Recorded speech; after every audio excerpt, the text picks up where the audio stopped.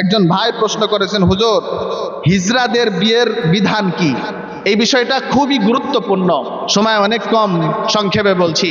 এই ভাদাইলের মধ্যে কোনোদিন দেখি নাই একজন হিজড়া মসজিদে এসে নামাজ পড়েছে।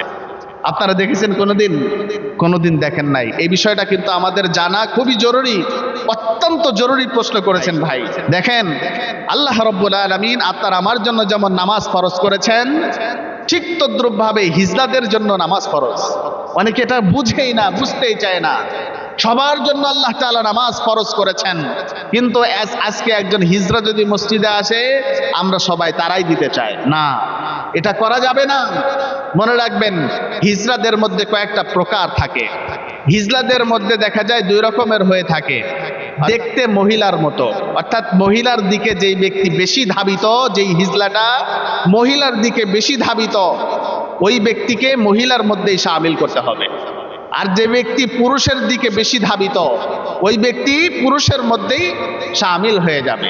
অর্থাৎ আরো খোলামেলা যদি আমরা বলতে চাই, কিতাবের মধ্যে এসেছে, ফুকাহা একরাম লিখেছেন, যেই হিজড়া মহিলার মতো করে প্রস্রাব করে, ওই হিজলাটাকে মহিলার কাতারে ধর্তব্য হবে। আর যেই হিজলা পুরুষের মতো করে প্রস্রাব করে, ওই হিজলাটাকে পুরুষ হিজলা বলে স্বীকৃত করা হবে, ধর্তব্য করা হবে। এখন এই দুজন হিজলা একে অপরের মধ্যে বিবাহ বন্ধনে আবদ্ধ হতে পারবে।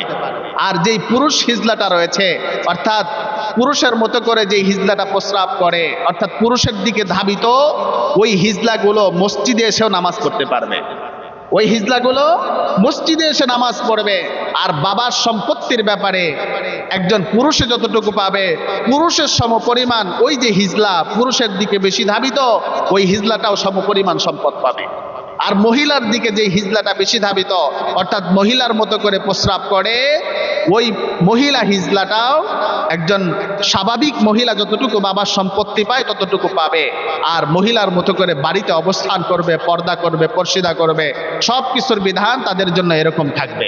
ভাইয়েরা আমার, এখন আমরা অনেকে এটা বুঝতেই চাই না যে হিজলারাও মসজিদে আসে না, আমরা অনেকে এই কথাগুলোও বলি না, অথচ নামাজ কিন্তু তাদের জন্য ফরজ, ইবাদত কিন্তু তাদের জন্য ফরজ।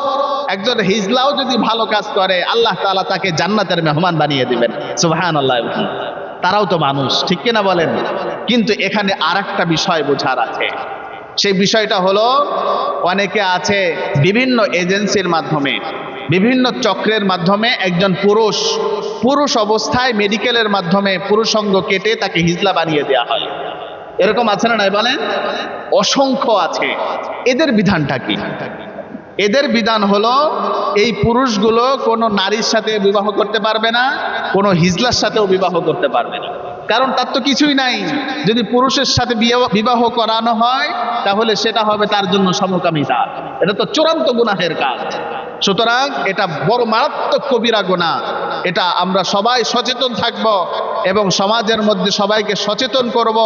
আমাদের সমাজের মধ্যে তো আরো অনেক ফিতনা সংগঠিত হচ্ছে, ট্রান্সজেন্ডার সহ বিভিন্ন রকমের ফিতনা সংগঠিত হচ্ছে। আল্লাহ রাব্বুল আলামিন আমাদের সবাইকে সকল রকমের ফিতনা থেকে হেফাজত করুক। সংক্ষিপ্ত সময় এই জন্য বিস্তারিত আলোচনা করতে পারলাম না। আল্লাহ তৌফিক দিলে অন্যদিন বিস্তারিত আলোচনা করব।